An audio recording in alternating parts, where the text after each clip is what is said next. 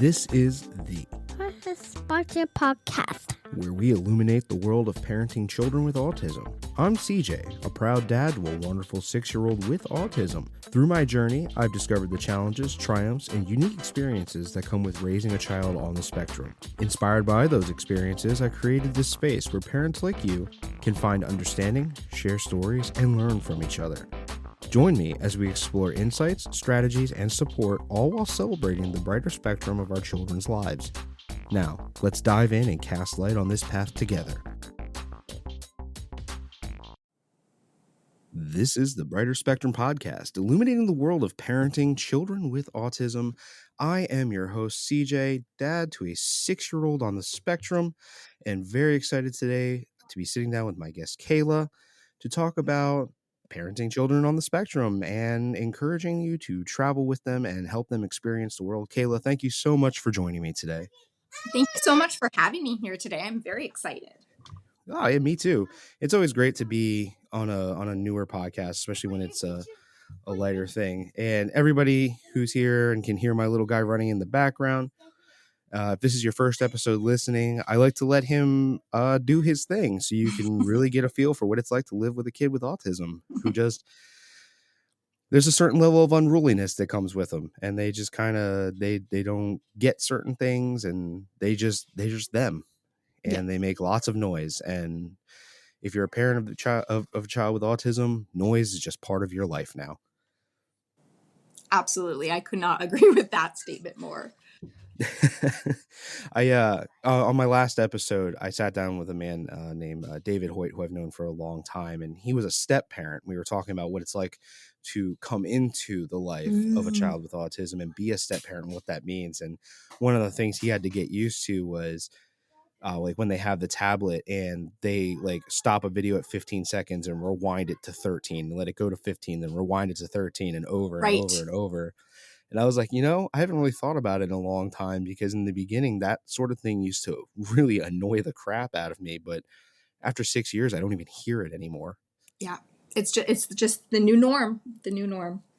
It's just life. Just noise is part of life now. Well, anyway, Kayla, thank you so much for hanging out. And I do really like to start the show by talking about your little ones and your experience and what that's like living with them and, their day to day and the interesting things you go through. So if you want to take the reins. Sure, I would love to. So my son, his name is Eli, and Eli was born March 2020. And I always kind of say kind of the same, phrase when I'm telling people about my son, whether personally or in my professional life. And my husband always goes, why do you say it like that? I'm like, because it's part of our story. So part of our story is that Eli was born March 2020 in the height of the global COVID-19 pandemic. So literally, I was, in my 38th week of pregnancy. Eli was complete breech. And they said to me, we kind of got to get you in for your C-section because we don't know what's going to happen with elective surgeries. Everything's shutting down literally around the whole world. So that's kind of, the start of our journey with Eli, and him entering the world was literally in chaos and madness, which is just so ironic for day-to-day life. I feel like chaos and madness. He really didn't give you any kind of buffer there, did he? Zero buffer. Like, he was supposed to come in my 39th week. Now we're coming early. It has to be C-section because he's complete breech. There's no other option.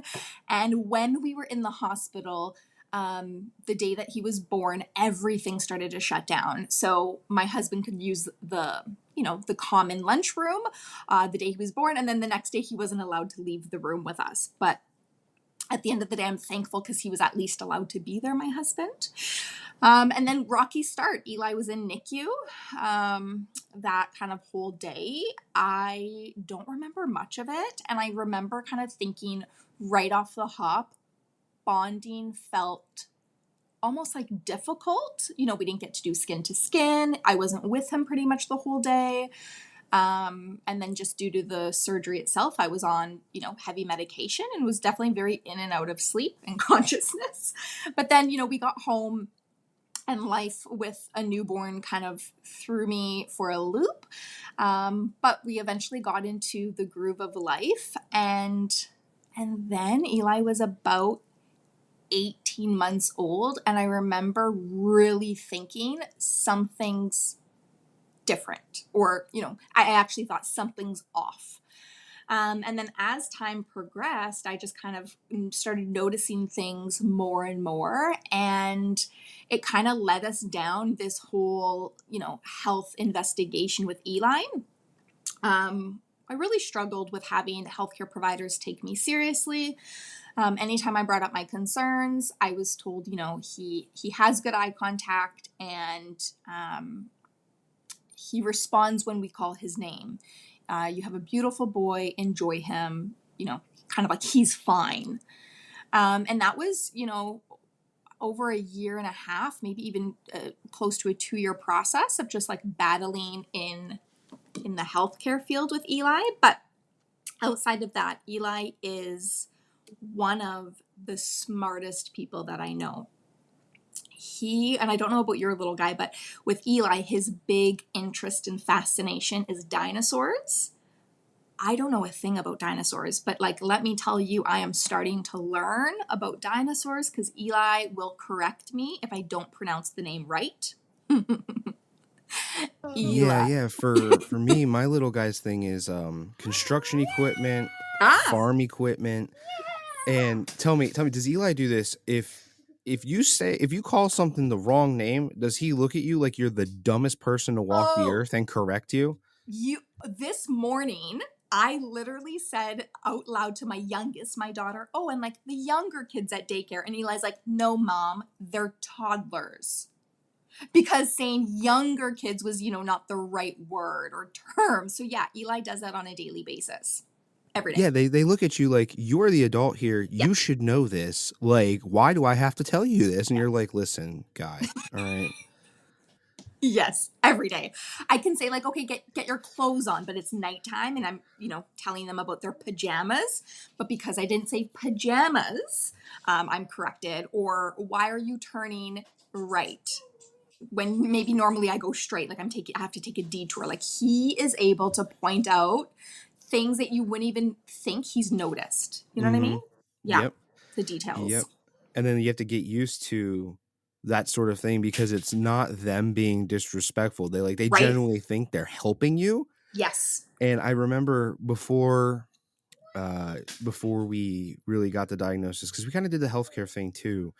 One of his pediatricians, I brought it up to her because he was from an early age, if he would get frustrated, he would bang his head on the floor. Okay, And I'm Eli like, had done that too a bit. Yeah. yeah, I was like, that's not normal. So I brought it up to the PA. Oh no, I don't think he's autistic. And all this, and we actually didn't get a diagnosis until he was 5, and Okay. getting that evaluation was a pain. They actually had to schedule a year out, but like I used to say it like he when he started doing stuff like that, like I'd be like, oh, the bulldozer, and he would look at me and be like, excavator, daddy, and like that tone in his voice, like I'm an Yes. idiot. And I'm Yeah. like, okay. I looked at him the one day and I went, do you know what your grandmother would have done to me if I'd even thought about talking to her like that? So And he true. goes, you're not grandma, and walks away. I You're was just like, like, I and was the like, thing yeah, is, you're right. You're not and wrong. when they correct us, it's like, yeah, they're right. Like Eli's never corrected me and been wrong. Every time he's corrected me, technically he's using the appropriate or quote unquote right word.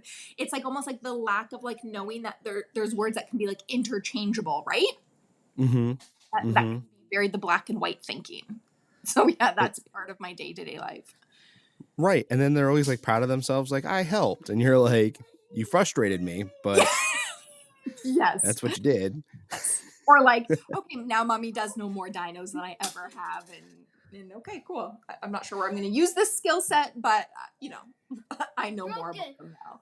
So yeah, that's E. He can be very black and white. Loves his dinosaurs. He is a sensory seeker through and through. His biggest thing is like gross motor. So a really intense need to run, jump, crash and really, really, really looking for pressure. So his favorite thing to do would be to like wrestle with mom or wrestle with dad. And he Mm-hmm. can do that for hours on end if, we had the energy. I think I get why some parents have kids in their 20s, because I am not in my 20s and I don't have the energy or stamina to keep up with Eli's wrestling needs. Right. But he is, he's a very kind soul. He is very honest.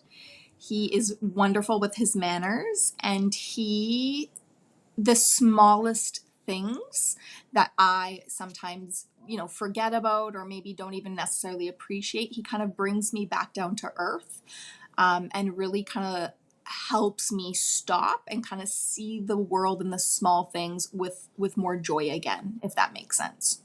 Right.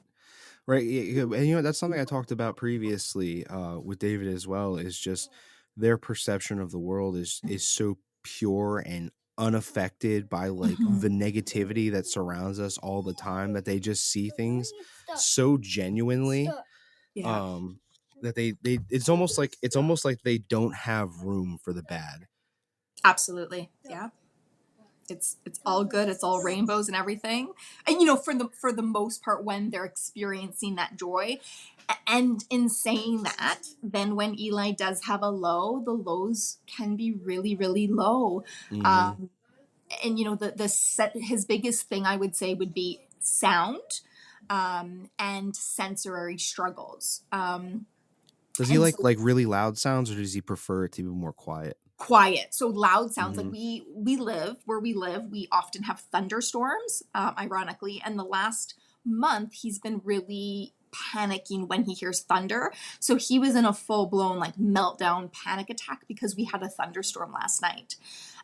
So we use like noise canceling headphones. If Hmm. a motorcycle were to go by and like rev its engine, essentially, he just gets so dysregulated so quickly, and it really takes time to kind of snap him out of it. Um, if like a fire truck just went by us, which obviously that's an emergency and needs to happen, but he would just get into a really panicked mode. So he doesn't do well with loud sounds, Hmm. and he struggles with the way things feel. Does So he just kind of like shut down, or does he go into like a full meltdown? when it comes to the loudness, especially with thunder, he melts down. Like yesterday, I would say it Hmm. was a panic attack, hyperventilating, gasping, screaming. Like there's no talking to them in that state, right? And so all we can really do is give him his headphones, and he wanted his lovey. He has a lovey he's had since he was itty bitty, and he calls for that. Hmm. And he wanted mom to hold him and cuddle him, and I rocked with him. But if we were to be out and about, which we were yesterday, getting home was just painful because he was so dysregulated. So it's hard. I mean, maybe that will be the ticket for us moving to a sunny state one day or somewhere else in Canada. Yeah, it is. It is really hard, especially when something like that happens in public. And then that was actually something else that I talked to somebody about, is like when you're in public and one of those meltdowns happen, you can always tell like if it's a difference between like a temper tantrum, I didn't get my way, and then like an Right. actual meltdown. And and people broke it again. My. What's going on with you, pal? Um, and then the meltdowns, there's just absolutely nothing you can do about. Yeah. And then everybody around you is looking at, and then there's always the people who don't want to mind their business, and they're like, you know what you should do? Your kid needs to learn how to behave. And you're like, Yeah. you know what, man? Like, you've no idea what I'm going through right now. You have no idea what he's going through. Like, and I'm sorry his screaming has interrupted your day, but if you could just go over to the bread aisle and leave me alone, that'd be fantastic, because I've got a lot to deal with right now. Yeah. I thankfully haven't had anybody really verbalize, anything towards Eli or I. But what I have had is like the staring, kind of like the head shakes, the head shakes of exacerbation, like, oh, he shouldn't be doing that. And it usually comes down to like, yeah, like a sensory input that his body's so overwhelmed, he's struggling to cope, or like I said, the sounds. Mm-hmm. But so many people I've been told like, oh, well, he doesn't look autistic. And I'm like, well, autism doesn't have a look, guys. Like, I have hidden disabilities and I might not look blind. I might not look like I'm, deaf, but those things do exist for me. And I think that some people are so quick to like chalk up our kids to being bad, or our parenting is bad because maybe our kids don't look like they have a disability or that they have special needs. And that can be one of the most frustrating things. Right. Right. And then they always the eye contact thing, it always weirds people out too, and they're like, he doesn't make eye contact, he doesn't. And it's like, well, to be honest with you, I'm pretty bad at that too. Except I'll tell you what, if he's mad at you, he will look you dead in the eye. Right. If you upset Yes. him, he will look you dead in the eye, and it's just like this like dark, like, how dare you offend me, like sort of look. Oh, yeah. And you're just like, okay, I get it. Yeah. So that's a little bit about Eli. I will say this for any other parents that are listening that might also have, boys or girls that are sensory seekers. The one activity I have found that Eli is thriving in is something called ninja class. So, it's kind of like a spin on gymnastics. There's a lot more like running and bouncing and hopping over things and like almost like that parkour. And he is just in his element during this class. And it's been so cool to see him like grow and the different things he can do with his body. And it's more affordable than OT, which is like a very long wait where we live, like over a year wait. And so even though it's not OT, it's been really great for him to get in that sensory input in a positive way. So it's really cool to kind of figure out, what he needs and gravitates towards. And then like, well, what can we do as parents to figure out how to give him that? So another question for you here, because you had said earlier he's very very rough and tumble, running, sprinting, jumping, and my little Yeah. guy is the same way. Okay. And I sort of do similar stuff with him. Like we'll go to like the trampoline park or the playground, or we'll do it on the baseball diamond and play some t-ball together. And I always found that letting him get that out of his system, Yeah. when I get home, I deal with less of the inability to control emotions, less Yeah. meltdowns, calmer. He still stims all day long Right. every day, but like it's not as bad. And then like some like the destructive behavior, like once in a while he'll break a toy because he wants to see what's inside of it or something. Mm-hmm. And I Yeah. deal with that a lot less if I take him out to these places. And do you have a similar experience? Oh, absolutely. Hands down. I 100% have seen more positive days, at least more positive moments in our day when we make a point to really, I say like fill the sensory bucket for him. So like the days that Eli has ninja class, he's quite regulated on those days because he had, 45 minutes of intense gross motor play. And of course, we do things outside of that class. Whereas maybe if we have a day where we have like a social event or someone's birthday and there's less of the room and space to get that play in, he definitely would become much more dysregulated much quicker. Yeah, and it's really nice to hear like, somebody having such a similar experience to myself. And I know there's other people out there who are have the same thing going on. And yeah, what you guys just heard now, that was auditory stimming. He does that too. So it's like when he's not sprinting back and forth from the front door to the back door, he'll make the same repetitive sound over and over and over. And it's like, Yes.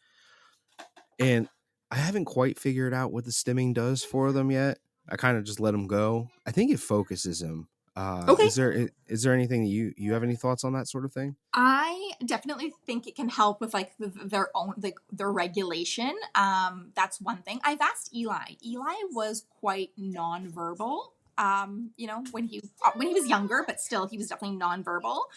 And now he's come so far. We've had him in speech therapy, is verbal. He's saying words. He's putting sentences together. It's amazing how far he's come, and with that has come a a lot of vocal stimming and a lot of like repeating right the same phrases and the same song phrase over and over and over. And what I try to remind myself is when it's happening, like I try to remember at one point I cried a lot thinking, will I ever hear his voice? Will I ever hear him sing? Will I ever hear him Yes. talk? And now he is, and it is on repeat. Like literally, I can't press the forward or back button. There's no other song or sound. It's the same phrase or song or sound all the time, but I can hear it. You know, and there's so many parents that do have autistic children, they have kids that are 8, 9, 10, 15 who are nonverbal with their words, and they want to hear them sing a song on repeat. So that's how I kind of regulate myself. But I Mm-hmm. do think, I asked Eli, he's like, I like it, I like the way it feels. And I'm like, okay bud, you like it. Yeah. I'm actually waiting for the ability to communicate with my guy on that level. So he was pretty much nonverbal until this school year where he started speech therapy. He Mhm. went to kindergarten this year. Speech did amazing things for him. Yes. Yeah. He would say things, they were all scripted and they had no meaning. Right. And he would just use those to stem. And eventually through speech, like he now has a series. He does have a certain thing. I'm sure everybody here has heard him yell, "I'm stuck," 1,000 times, and that's some sort of a complaint. He's frustrated about something. He didn't like something. Maybe he stubbed his toe. Everything is stuck when he doesn't like it. Okay. Um, and yeah, I remember up until this point, it's like, dude, I just want to talk to you and have you respond, and I just want Right. to know that you knew what I said to you, and Yeah. like I want to be able to understand you. And I really think the first time he was probably about 5.5 when he actually like asked me for something, like deliberately asked me for something, Yeah. and I'm pretty sure I sat down and cried. Yeah, because it's such a big deal for like us autism parents when our children communicate. It could be asking a question, anything, when they are genuinely using their words to communicate with us. It doesn't really matter what it is. Or say, I remember one day thinking, like, will I ever hear him actually say, I love you? That was like a really big thing for me. And I, happily can say that Eli has looked at me without being prompted and has said, I love you. And it means, like, my heart, it absolutely explodes. I totally get that feeling. Yes. Oh my god, yes. And it's so rare when they do. I think my little guy Yeah. said it to me a grand total of 3 times. Right. Without like, like I'll say it to him first and be like, "Yeah, I love you, buddy," or "Daddy loves you," and then he'll say it back. But very, very rarely has he Right. ever just out of the blue looked at me and said it to me. And like, yeah, it breaks your heart like in the best way every single time. Absolutely. Yeah. And so, yeah, keeping kind of like those glimmers and that hope and that, like, what I say, like the light at the end of the tunnel, that for other parents that haven't heard it yet or are like pining for it, that it can come. um and to like not, I guess I kind of got out of the headspace of putting like a timeline on anything for Eli. Because right, there's all these like developmental milestones that our kids should be hitting, and Eli wasn't hitting them, especially with his speech and communication. Yeah. Which came right with a lot of frustration and meltdowns because he wasn't being heard, essentially, right? Like I was struggling to understand him when he was trying to communicate, which came out in just like sounds. Right. But there is that hope, and it's come for us with a lot of extensive speech therapy. But my heavens, I am so appreciative of the SLPs that have worked with Eli, because I truly believe it's just done a 180 for him and us. Yeah. Yeah. I think you know what, and you brought up a really good point here. And I feel like a lot of parents, especially ones who have never gone through dealing with a child with autism, and they fail to realize is that a lot of those meltdowns and a lot of those like freakouts and emotional overloads come from them desperately trying to communicate with you, Hmm. and they just don't know how. Yeah. And when you fail to understand them, and it's not that they're angry with you, they're just upset at the situation, they just don't know how to deal with it, and then they have these meltdowns, and initially you think they're temper tantrums, right? And you're like, Right. what do I do here? And then you get frustrated, which only makes the problem worse. And then that's later on down the line when you finally realize everything that happens, when you deal with the guilt a little bit, like you feel so bad, like, oh man, 100%. like Yeah. I just spent the last 3 years getting angry at him, and he wasn't being bad, he couldn't tell me, you Yeah. know. Or he was, they almost think that they are telling us and we're not getting it, right? Like we're missing the cues or what they are trying to say, even though it might not come out Yeah. as words. And it really takes time and a process. And even now, like, Eli's come so far with his speech and communication, but still there's days where he's trying to say something and I have not a clue what's coming out. And you just end up becoming a very good investigator and kind of Hmm. like process of elimination. Yeah, I was very, very fortunate with my little guy, where in those earlier things we didn't have too much of the meltdowns over miscommunication. We had a few, and then I think it was born of frustration. The one day I got down on my knees and I looked him in the eye and I said, "Buddy, I do not know what you want. Yeah. You need to show me." Hmm. And he actually took my hand. He wanted a snack. He led me to the refrigerator and he put my hand on the refrigerator. So I opened it, and then he climbed into the refrigerator and started shuffling around until he found what he wanted. Waddy waddy, And it was yeah. the very first time he ever really communicated effectively in any kind of way. Yep. And I was so fortunate that that happened early on, because I missed a number of years of meltdowns over that a lot of people go through, Right. because we had that sort of thing. And I'll say for it was like 3 years. It was just he would take you by the hand, and what he wanted, he would place your hand on it. He couldn't tell Right. you what you wanted to do with it, but he would put your hand on it, and then the guessing game started. It's like, okay, we got this far. Let's figure out what's going on here. Yeah. Such detective work. Yeah. Yeah. Yeah. Has us kind of on edge. That's how I feel. Kind of always on edge and walking on eggshells. Sometimes. Sometimes. But you know what? And as a word of hope for other parents out there, like light at the end of the tunnel, once you figure out a couple of little things with Hmm. them, yeah, it's work and it's investigative work. And like Kayla said, you had to that detective work starts. But once they know that it may not be the most effective form of communication, but that they're confident you are going to get it, so much of the meltdowns stop, you know, Absolutely. and they actually get better patience with you. So Hmm. it's this like symbiosis of patience between each other, and it's hard to get to that equilibrium. Yeah, it is. But yeah, once you do get there, you feel that like you and your child are so much like you're in better flow. I remember crying, thinking like, will I ever understand him? Will he ever? And you just feel like there. I worried that he thought that like I didn't care, I wasn't trying hard enough. Like I just got so in my head about it. But now, like I remember the other day, my husband was like, "What are you trying to say?" And without like within a split second, I'm like, this is what he needs and this is what he wants. Like I feel so much more confident now, and it's taken time to get there, but so much more confident now with Eli, versus where we were 2-3 years ago. So there's always hope. Yes, yeah, and that's the big thing too, is just maintaining that hope, that optimism, and then doing your best to not let yourself get frustrated. And if you do get frustrated, to realize that you're frustrated at the situation and not the child.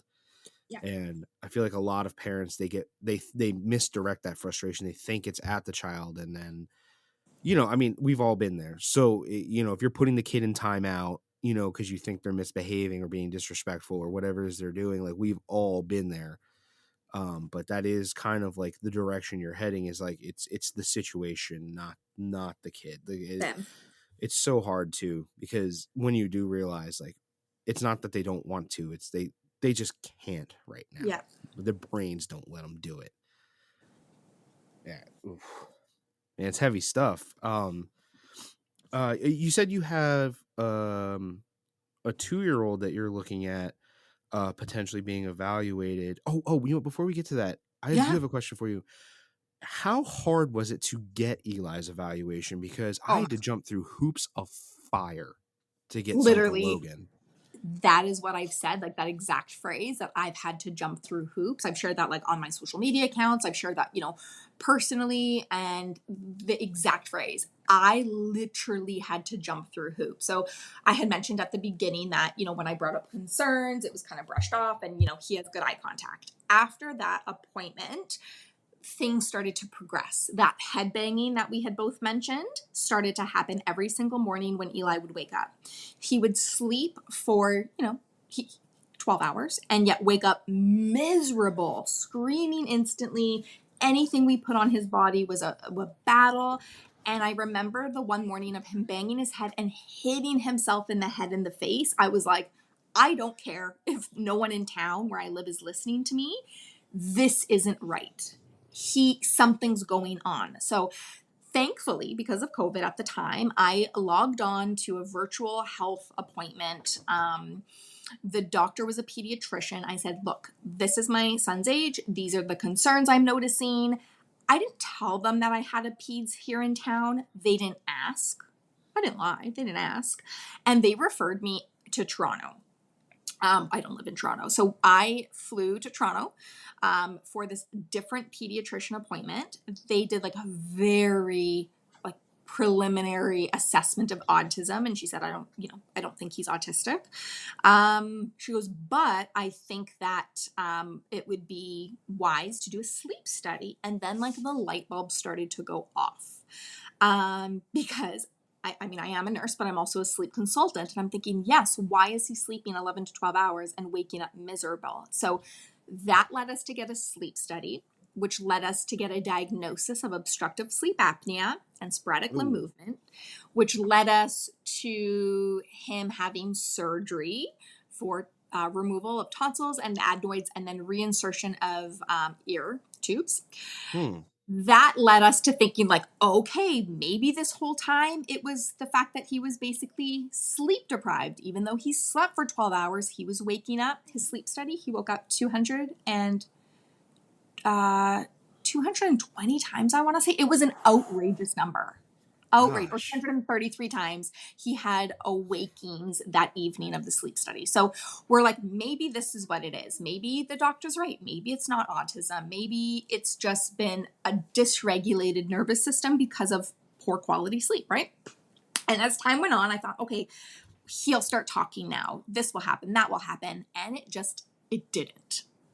The sensory struggles kept being intense. The sound difficulties started continuing to be evident. And then I thought next time we see the peds, I'm going to bring it up again. And I did. And I remember him telling me to like get off Google.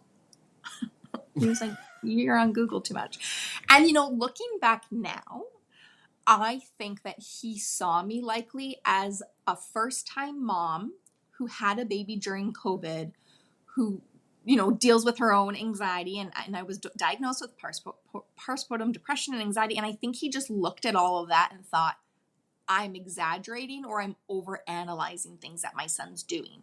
Because, Yeah. quote unquote, he has good eye contact. And I remember him saying, does he, and I don't think he used the word stim. I remember him saying, does he flap? And I said, pardon me. And then he showed me the motion with the arms. And at the time, Eli wasn't doing that type of stimming. Mm-hmm. But what stimming he was doing was spinning and running back and forth. And there's such a like almost narrow-minded perspective of like even what stimming could be. So when the question was asked to me, I said no, because no one educated me that stimming could also just be running back and forth repeated, like, in a repeated process. Yeah. And then again, it was kind of like, well, we'll revisit this in so long. And, they did book us in for an assessment. We did the whole thing and then we got the diagnosis. So it took about a year and a half. And that was with me being very persistent and not letting up. I think if I would have been a little bit more like on the sidelines, maybe a little less vocal, I think he would have been the kid that would have been, 5, 6 in the school system, and then maybe it would have come up. A year and a half might not sound like a long time, but when you know something's going on and you're just trying to support your kid, it feels like no one's listening to you. Yeah. So Oh yeah, my I had to God. jump through Yeah. hoops. Yeah. Nah, it was horrible. I remember the school was dragging their feet. I had to book his assessment a year in advance. They were completely booked. Yeah. Just the application to get the assessment took them 6 months to get through, and then Wow. they lost it, blamed me. I had to refill it out. Um, and then they finally had it scheduled, and then the school drug their feet, and it was at the meet the teacher day, like literally 3 days before the school year started. We go to this meet the teacher. We're expecting to see like a special education teacher, and we're in this normal classroom, and they're like meeting all these neurotypical kids. And eventually I looked at the teacher and I said, he is going to completely disrupt your classroom. This will not work. And the next day they did an IEP assessment. It was like, oh my God. And it was like between the local government and the school district, everyone's just dragging their feet. Yeah. And it's so frustrating, and it makes you feel like, no one out here really wants to help them. Yeah. That's And you just have to plow through it. And then once you get it, then it's like, okay, we're in the clear, we've got it. And then they go, okay, time for feeding clinics, occupational therapy, speech therapy. We need to set this up, we need to set that up. Here's your medical assistance, here's this, here's that. And you're just like, okay. yeah. You get pummeled with all these different appointments and to-dos, and obviously, we want to do what we can to support our child, but it does come Hmm. with a lot more scheduling and managing of our days and our time, and it's a lot. Yeah. Yeah. Oh, and then okay, so just to go forward then, Yeah. now you said you have your 2-year-old, and are you experiencing like a similar thing with them? Like, is it because of Eli that you're kind of watching for certain things, or is your younger one like doing new things? Like, what's going on there? Yeah, great question. So she actually just turned 3. She turned 3 at the very end of June. So we celebrated her 3rd birthday. And, at first, I didn't really think anything. And I remember her being like, or just before her first birthday, the words that she was saying and like the words that she was stringing together at like 10, 11 months, 12 months of age was wild, but I only had it in comparison to Eli, who was nonverbal for so long. So I was like, I don't know, maybe she's talking normal. Like, maybe this is the amount children her age talk. Like, I literally felt like I didn't know because I'm comparing a nonverbal child to one that seemed to be like almost hyperverbal. But then I thought, I don't want to be the parent that thinks my kid has all these words at 11 months of age. Like, I don't want to be that mom. But then daycare approached me and they were like, she is well above, the developmental milestone for her words and stringing words together. And I was like, okay, fair. And that had like continued to happen to the point where I remember she was between 12 and 16 months of age, and we could understand her so much more than we could understand our son Eli. And, as time went on, again, I didn't really think too much of it. And then she was it was before she turned 2. So again, between like the 18-month mark and the 2-year mark, started showing signs of really intense like impulsivity. And, I guess I would even say like aggression. And then people kept saying, well, she's probably learning it from Eli.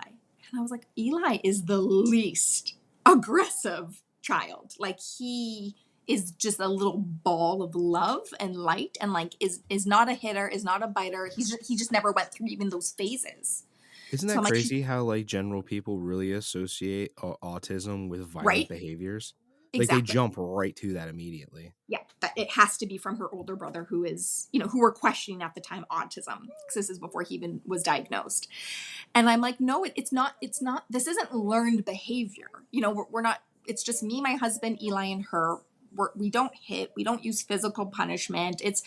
She's not around anyone within her home where she's seen this. It's not from her brother. And she would just go up to Eli and he would be at the front door, like waiting for us to get our shoes on, let's say. And she would just go up to him and like smack him across the head, push him down. Like it was outrageous. And then so we thought, okay, well, attention seeking, if she's getting positive or negative attention, if she wants attention, maybe she's looking at it in an inappropriate way. So we're working on separating them, doing individual playtime with them, and things just kept happening with her impulsiveness that I thought this is just not normal again. Like something's going on. I'm like, let's preface this with saying I was diagnosed with ADHD after having the kids. So went undiagnosed my whole life. And then I was reading like what that can look like in young kids, like well before they can get a diagnosis. And it was aggression and impulsivity and mood swings. And so I thought, okay, well, maybe it can be that. We'll just kind of keep an eye on things. As she's gotten older, so from the age of 2 to 3, we started to notice that, yes, she's really good with her words and communication, but she started saying everything that came out of my mouth. So I can say, tonight we're having pasta for dinner. And she'd go, pasta for dinner, pasta for dinner, pasta for dinner. And at first, I didn't think too much of it until I started reading more and more about autism and educating myself. And I was like, oh, echolalia. Like she's literally repeating everything that comes out of my mouth like a parrot. Yep. Parroting and scripting. That's what we went through. Yeah. And that's I think that's also why for her anyways, she's stringing so many words and sentences together because she's constantly repeating what I'm saying. So that was one big thing that started to stand out to us. The other thing was, we always get our kids to take their clothes out, put them to the side the night before, just so it's done. We're not scrambling in the morning. And we noticed she would lay her clothes out in a very particular way at the age of 2, look at it, and then very meticulously have to fold it a very certain specific way to put it, like almost like that ritual act. I don't know if your little guy does any rituals. And then same with brushing her teeth. It has to be a very set way that it's done. And she just started to feel, it was almost like she became, or we started to notice more rigidity the older she's gotten. So we actually had an assessment last week on, I want to say it was Thursday. Did the whole assessment, and it was the longest pause of silence I've ever encountered from a physician, and I felt like I could throw up the whole appointment because it was just like anxiety provoking. And at the end of the day, he said, I want to wait 6 more months. He said, I'm not going to say yes and give a diagnosis right now. I don't 100% feel confident do that. And I'm also not saying no to autism. He goes, let's give it 6 more months. And so, I don't want a diagnosis to be given if a doctor doesn't feel confident. I get it. Right. And yet I feel that if she was 3.5 at that appointment and we answered the questions the way we did for the assessment, that a diagnosis would have been given. So to be determined, that's where we're at with her. Yeah. Yeah. It sounds like you're taking all the necessary precautions and everything. And that sounds very similar to how I was with my little guy. It wasn't the complete nonverbal. It was parroting and scripting. And to this day, if you ask him a yes or no question, if the answer is no, he just tells you no. But if the answer is yes, he'll repeat the question to you. Okay. Yep. Yeah. So, and then like, yeah, if he gets excited about something, like you said, like with the pasta for dinner, it's the same thing with him. It's like, hey buddy, we're going to go to the park. And he goes, go to the park, go to the park, go to the park, Yes. go to the park. And you're like, all right, I don't really get too much of the ritual stuff, but I do know that like the patterning and the ritualing is like an OCD component, which is really common within children with autism. And so one thing that Eli started to do would be, like the baby gates. So we have baby gates, just the way our house is set up, at the top of our stairs. And then of course at the bottom of our stairs. And so he started, wanting to have all the gates closed and all the doors shut, and was getting very fixated on this. And so Mm-hmm. we just kind of, started to distract and say like, mom's got it, or, you're 3 or you're 4 at the time, whatever age, your job is to play. And your job is to have fun. Mommy's job is to worry about all the other stuff. And I will say that I think the distraction really served a positive purpose, because he's not getting so fixated on them like needing to be closed and then becoming Yeah. dysregulated when they're not. So I had that with Logan too, and it wasn't shutting baby gates. It was because honestly, we had the baby gates, and we had this like big indoor corral fence, and he learned how to defeat all of those at the age of 2, so they were useless. mm, For him, it was closing doors and turning out lights. And how I fixed it with Logan is I taught him how to sweep and mop the floor. Does he do it well? Absolutely not. And I have to redo it when he's not looking, because he gets offended if I redo it after he does it. But for some reason, allowing him to have this like chore that he does yeah. somehow alleviated that need for those other behaviors. Ah, yes. Okay, that's very good. Yeah, I don't know if it's like I don't know like what that computed to, like, oh, I'm participating, or I'm like daddy now, or I don't know what it was, but giving Yeah. him that little task, A and little bit those probably behaviors stopped. responsibility, right? Yeah, And maybe. yeah, like a chore, and like, yeah, just shifting, I guess, his thought process on that task. Like almost like another distraction technique in a sense. Yeah, maybe. I'm glad it Maybe. worked. Yeah. Yeah, well, yeah, because it would be crazy where you'd like be folding the laundry or something, and all of a sudden a door would slam, and your soul would briefly leave your body because you weren't expecting it. Yes. You know. Yeah. Okay. Yeah, no, and that's all. That's great. And I'm sure a lot of people listening are definitely going to relate to all of that. I kind of want to get into a little bit about you and your husband. Like, what was, I mean, we've really dived into, the emotional requirements and thought processes of these kids, but like, what is that like as a parent for you guys? Like, what were Yeah. you thinking? What were you feeling? What are the things that you went through, positive or negative? I think the biggest thing for me um, was just really feeling kind of like a crazy person. Like I remember just having this like very intuitive, you know, feeling, this intuition that something was up. And whether it was autism or not, that there was something. And so when you're bringing up your concerns and you're talking to healthcare providers and you're like, look, these are the things I'm witnessing. These don't seem, normal. Something's going on. And you're kind of just told everything's fine. Everything's fine. You literally start to question your own sanity. And I started to feel like, I'm like, am I crazy? Am I over analyzing this? Am I just like that over anxious first time mom? Like, what's going on?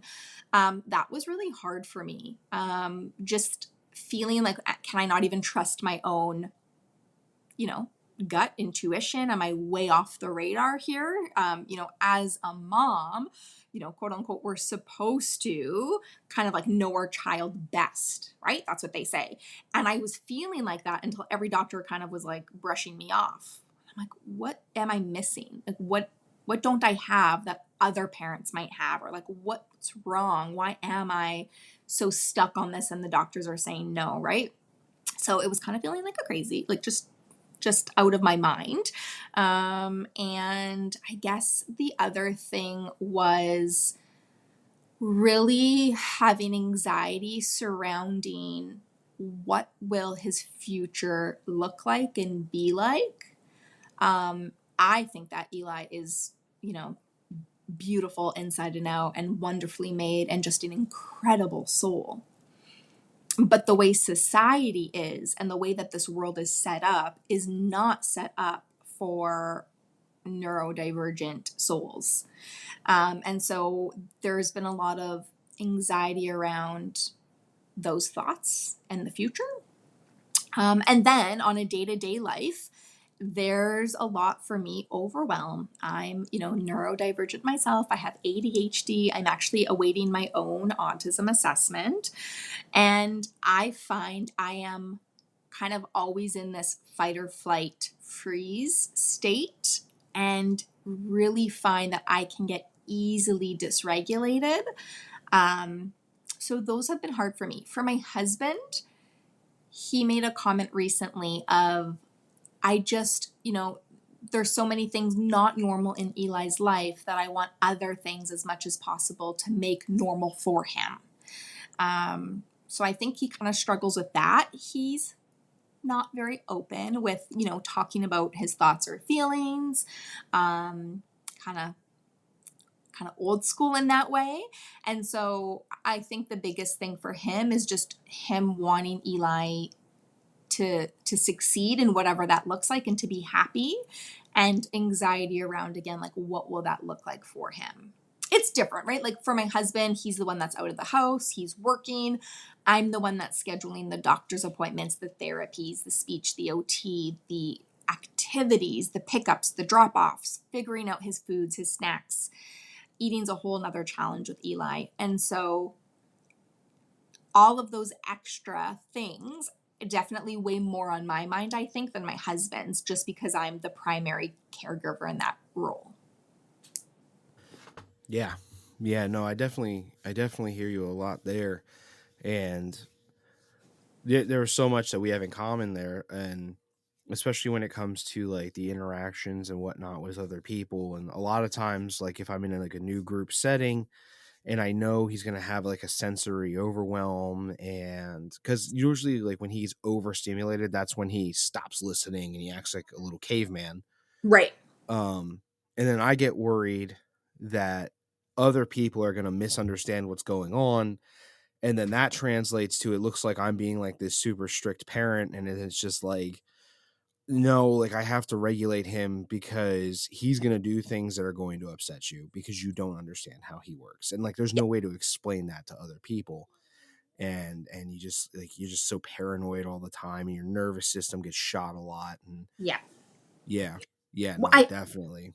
one of the things when you brought up like other people and being in those kind of situations, we have, a couple neighbors who have kids around Eli's age. And, even just like social events, I can tell when Eli's getting on the verge of dysregulation, and right, we want to stop it because we know what's going to come from it if we don't help their nervous system. Mm-hmm. And so we have implemented what, like, I just randomly call them body breaks. So I guess some people can consider it a timeout, but we do it with Eli. So when I notice that he's getting overwhelmed, I say, let's go take a body break. I take him, and I either go with him in his room, I'll sit and cuddle with him. I'll say, do you want it to be quiet, or do you want mom to read you a book? And I'll do that for as long as he needs me to do it. Sometimes it's 3 minutes, sometimes it's 15 minutes, right? Yeah. And so when I can tell he's getting dysregulated, or the volume of the social event is too much for him, I have said, okay, let's go do a body break. And those moments, you can hear everyone talking at the party or the event and laughing. And, I could hear what's going on. I know people are socializing and having fun. And here I am sitting in a dark room, right? Because we put the lights off because it helps Yeah. him, holding my child, sometimes rocking back and forth while he sucks his thumb and just kind of like caves into me. And it's hard. I'm going to get emotional. It's okay. It's hard not to feel in those moments like, wow, my life is different. And how long will this last for, right? This might not be just until he's 4 or 5. This might be until he's 8, 9, 10, 11, 12, 16 and beyond. I don't know. And you just hear the party continuing on without you. And it's hard in those moments not to feel that part of you is missing out. But over time, Eli's come up to me at social events and has said, Mom, I need a body break. And I remember the first time he articulated that to me, my eyes welled up and I thought, like, okay, what I'm doing is helping him and it's working. And at the end of the day, he's my priority over the social event, right? Like over the Yeah. party. And the fact that he's 4 years old and could articulate that he needs to step away from the social gathering, and he can say that without getting into a meltdown, I think speaks volumes of how far we've come and how well we've tried to support our son. And that moment, I was like, all of those times of, sitting on the sidelines and feeling like I missed out was 100% worth this one moment. But yeah, it Yeah. can be hard when you're in it to not feel like you're kind of the outsider. Yeah. No, definitely. Now I'm the one getting emotional. I 100% understand and empathize with that whole thing. And for the first few times, it does kind of suck a little bit, Mm-hmm. and then you eventually learn. And like now, honestly, I don't even agree to go places or schedule events. If I'm gonna have him and his mom are we're I mean, his mom and I are not together. So Okay. if I'm gonna have him, um, I won't schedule things that he can't be involved in to the fullest, Right. or that I don't have the ability to exit rapidly from, Yeah. because he may have 45 minutes, he may have 3 hours, and I never know what all he is going to be able to handle. But I definitely empathize with you 100% in that aspect. But it does, when you do look in the mirror at the end of the day, you're like no, like what I'm doing is right, and I'm okay with that, even though it hurts a little bit, Exactly. you know. Um, That does lead me to like my next point, though. Well, sort of next question. So, uh, with Logan, one of the biggest things for me, like one of the biggest victories as an autism parent, um, on a personal level, was acceptance. And what I mean that by that is there was a period of time where I would see other dads doing things with their little boys that I dreamed of doing with him since the day he was born, and Right. I couldn't. And for the longest time, it was I have depression anxiety issues, Mm-hmm. and um, that would really get the depression going. Like, I just want to do this with him, and I can't. And it was so sad for me, and like I was just like wallowing in self pity because I just wanted to do things with my son that I couldn't do. And eventually, I started being able to do some of those things here and there. Like when he was born, I wanted to do was go fishing with him, and we just did that for the first time on the 4th. And Congratulations. That's a big thank you. deal. Yeah, yeah, he caught his first fish. I cried. Everybody was happy. Oh, that's awesome. Um, yeah. Uh, One of my biggest personal victories was when I got to the point where I was willing to accept I'm not going to get to do the things these other dads are doing at the same time they're doing them, and I'm just Right. going to be happy for the little victories that I do get. And that sort of like self-pity and like almost jealousy of these other dads like vanished, and that was like one of the biggest victories for me. And I'm wondering for you, like, what would you say would be like the biggest victory for you when it came to being a parent of a child with autism? Ooh, that's a fantastic question. The biggest victory. Mm. I think, I've always kind of focused with Eli well before the diagnosis on like emotional intelligence and talking about our feelings. I just don't think that was really done for me as a child. And so I think the biggest thing is focusing, right, with those big meltdowns, really being able to kind of like sit with him in them and not get triggered, right? With my own childhood trauma, let's say, not get triggered, and to be able to sit and hold him and like give him all of the things that I wish I had in those moments when I was a child, and successfully, not always, but mostly successfully navigate them. And then to now see him articulate, like, I need a body break, or mommy, I need to cuddle, right? Like he's telling me he needs that time away, I think has been a huge one for me. And definitely acceptance, like just realizing he might, I mean, at one point in time, maybe he won't talk, or maybe he won't get to where other kids are. He is his own individual person, and my life 100% looks different from like a neurotypical mom or neurotypical family, and that's okay. Doesn't mean it's not hard, but it's okay. And our journey's our own journey, and to just get into a place of this is what it is and we're going to roll with it definitely is a weight lifted off my shoulders. Yeah, that definitely does sound like a real big one, and I'm sure a lot of people out there are struggling with that exact same scenario right now and trying to figure it out on their kids' terms. And it's something we do all struggle with. Um, what would you say would be like maybe the top three biggest victories for your kid? Something that maybe frustrated him until he mastered the skill. Oh yeah, that's a great one. So I think so one of the biggest struggles he has is like getting his hair cut and even like hair washing, right? However, we took a trip to Europe last summer. It like was a week or so after his diagnosis, crazy times. And I remember he like ran and put his feet in the ocean. And then that sensory seeking, he started crashing into the water and spinning in the water and just had the most joyous time, even though he was wet and even though his hair was getting wet. And that one was huge. Like I just remember seeing him play in the water and enjoy it and see like what we can kind of say that autism joy was so incredible. So that was a big one. Another one I would say would be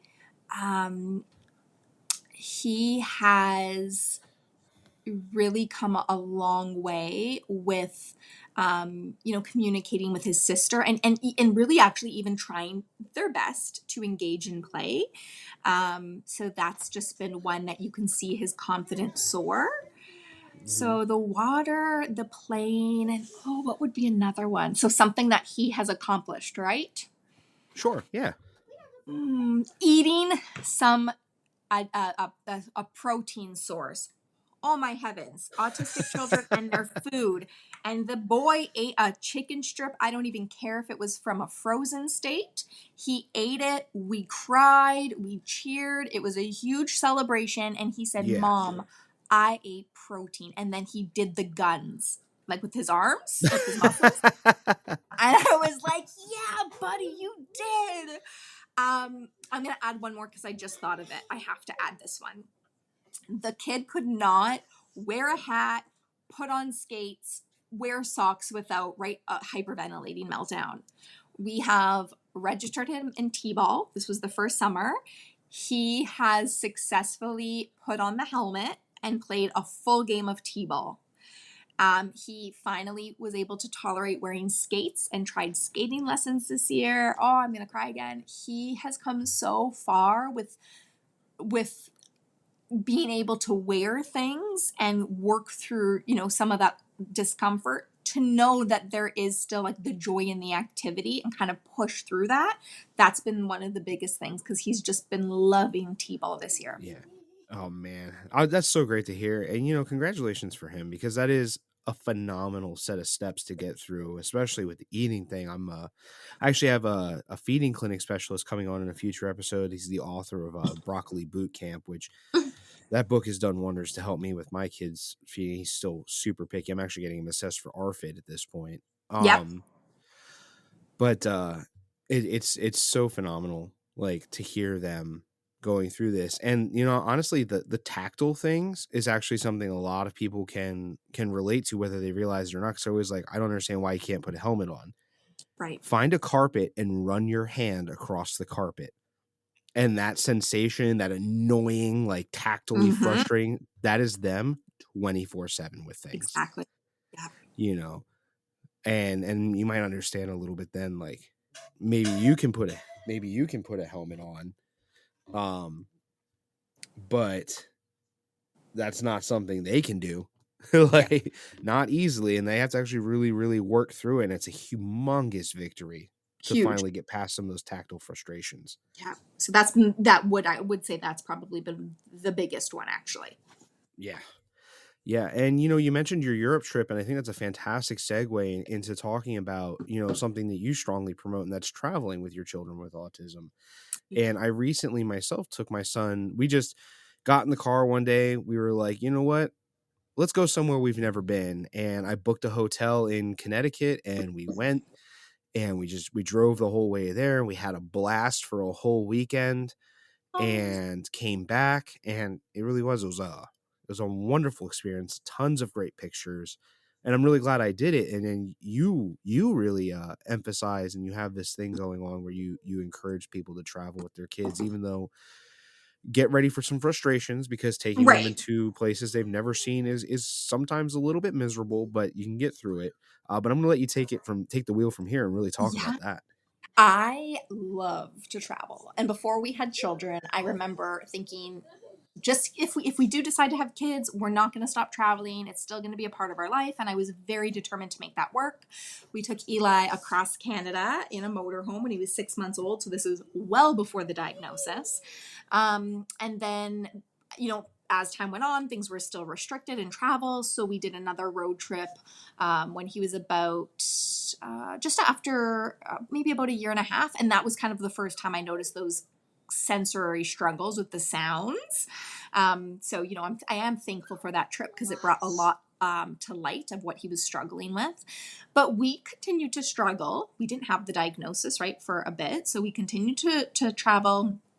And I noticed that the first time we went on the airplane and he had his little backpack, when you have to put it on the conveyor belt for security check-in, he started freaking out. And I think he thought he couldn't get it or it was going to go away. And so we kept saying, like, watch it. It's going to come out the other side. Like, you're safe. It's going to be Eli's again. That was tough.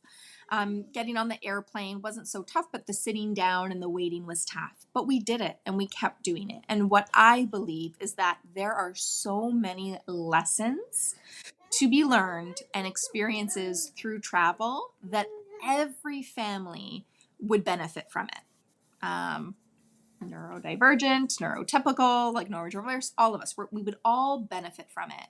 And for our autistic children, when they get to experience life outside of their bubble, their home, it's exposure. And when exposure happens in a positive way, it builds their capacity to continue to do different things, to continue experiencing different things. And the more that we do that, the more their horizons expand. And I really believe it has positively impacted Eli's confidence. Our first all inclusive trip, he was on the sidelines. He wasn't really dancing or engaging in the activities. 1 year later, we did another all inclusive. He was wanting to be part of the magic show.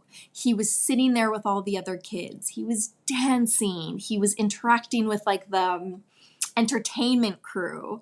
That one was in Cuba. And it was just such a vast difference from 1 year to the next. He loves rides. So we've done Disney a handful of times because of the, accessibility that they provide. And he's just so excited to travel. And I really think that us as parents, we have a lot of anxiety when we think of taking our autistic child to the grocery store, to run errands in our own hometown. So the thought of going on an airplane, traveling to a different city is terrifying for us. But if we kind of overcome our own fears and anxieties around it, our children get those experiences that they deserve and that they will like flourish and thrive the more that they have positive exposure experiences. So, anyone listening, book the trip, enjoy it. It's going to be a little chaotic, but the more you do it, the easier it gets. Yeah, I definitely agree. And I feel like in my experience with my son, and since really trying to learn more about him and how to work with him and everything and meeting other people, a lot of times these people with these autistic children, these kids get into this like their safety in the familiar, and they don't want to be Mm-hmm. outside of the familiar. But I don't take my kid internationally quite yet. We're actually planning on taking him on his first cruise next year, a little 4-day trip to try to see if how he handles that sort of situation. Yeah. But I have found that booking the camping trip and then going to the woods, finding one of those touristy cave places, going to shows and reptile expos and like all these different things. They get more comfortable with the unknown because most of the Exactly. time the unknown is a lot of fun. Yeah. Sometimes not so much for them, but I definitely get way less resistance when I want to take him somewhere he's never been. Exactly. Yeah. And because he has those positive experiences that you have provided to him, for him to kind of like lean back on and remember like, oh, that was fun and it wasn't scary and I did enjoy it. And I think that it would be a big piece of advice I'd give to parents that like, start off small. So like don't do a red eye, you know, multiple hour flight to Europe. Don't do that. Don't let that be the starting point. But maybe you can drive an hour or so away, potentially get a hotel like you guys did and do an attraction or something not far from where someone lives. We don't have a lot around us to do that, so we kind of have to drive or have to fly somewhere else.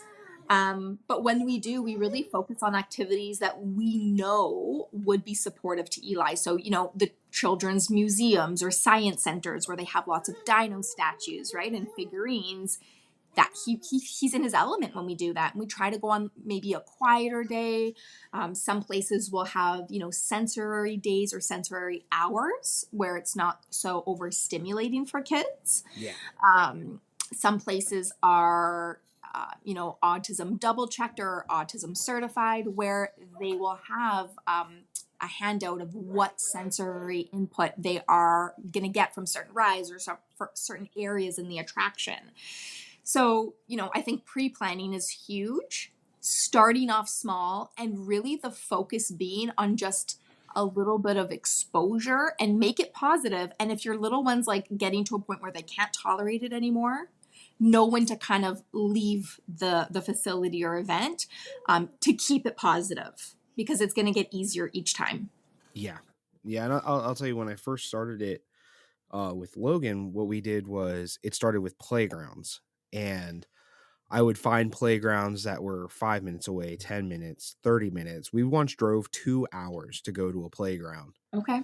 Um, just so that like, hey, these trips are going to be long, but there's this positive reward at the end of it. And then it changed to state parks and going to cave attractions, and then we went camping. We spent the night, and that was new. And eventually all these different things like going outside and having I was starting to able there was a time where I really couldn't take him to new people's houses. Okay. He would completely lose his mind, he would get destructive, and I would have to leave. And then I don't deal with that as much anymore now because he has all these positive associations with going new places. Absolutely. I love it. I love that you've been doing that because it's going to make such a difference in his world as he gets older as well. I certainly hope so, because we have a lot planned to do with this guy. Absolutely. Okay, it's been fantastic sitting down here and talking with you, and I'm so grateful for you having spent the time to come on to the show. Is there anything out there, social media, programs, books, anything you have going on that you'd like to promote? I would just love for anybody who's listening, who's maybe interested or I've piqued their curiosity when it's come to, family travel. They can follow me, they can find me, and they can connect with me on my Instagram account, Dream Jar Travels. And I really just go through our own personal experiences and highlight things and areas that we have found to be successful for our son, in hopes that other parents would find them to be successful for their family, and to just really boost parents' confidence. And then if anyone's struggling with their little one in the sleep department, I have had Eli successfully sleep 11 to 12 hours at night ongoing, even at the age of 4. And so you can find free resources and work one-on-one with me. And that would be serenitysleepconsulting.com or on Instagram as well. Awesome. Hey, and thank you so much for hanging out with me today. I really appreciate that. Absolutely. Thank you so much for having me. And I Mhm. hope that you guys have many more adventures in your future. Yeah, yeah, and you know what? Maybe we'll have to have you come on the show again and talk about it when we do. Absolutely. I would love that. Fantastic. All right. Thank you very much. You're welcome. Have a beautiful day. You too.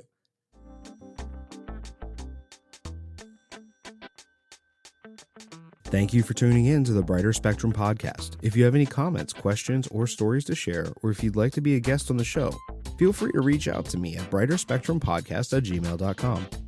I'd love to hear from you. Until next time, take care and keep shining a light on the journey of parenting.